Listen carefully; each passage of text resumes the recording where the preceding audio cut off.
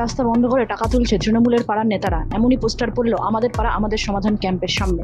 এটাই হচ্ছে বাংলার পরিস্থিতি। কটাক্ষে বিজেপি, খতিয়ে দেখে ব্যবস্থা নেওয়া হবে, সাফাই তৃণমূলের। দুর্গাপুর নগর নিগমের 33 নম্বর ওয়ার্ডের তামলা এলাকায় আমাদের পাড়া আমাদের সমাধান ক্যাম্পের সামনে সাঁটানো সেই পোস্টারে লেখা, বিরিঙ্গি থেকে তামলা পর্যন্ত ডিপোর কাঁচরা দিয়ে কাঁচা রাস্তা আছে। সেই রাস্তাটি দিয়ে প্রতিদিন যাতায়াত করেন শ্রমিক, স্কুল পড়ুয়া থেকে শুরু করে সাধারণ মানুষ। অথচ সেই রাস্তা আটকে দিয়ে গাড়ি পিছু টাকা তোলা হচ্ছে।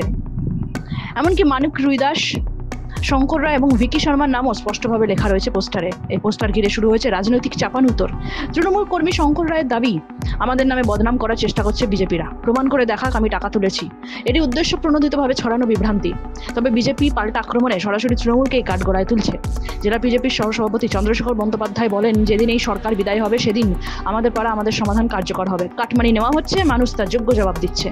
প্রশাসক মণ্ডলীর সদস্য রাখি তিওয়ারি বলেন যে এই রাস্তা নির্মাণের জন্য কয়েক বছর আগে আসানসোল দুর্গাপুর উন্নয়ন পর্ষদের কাছে আবেদন জানানো হয়।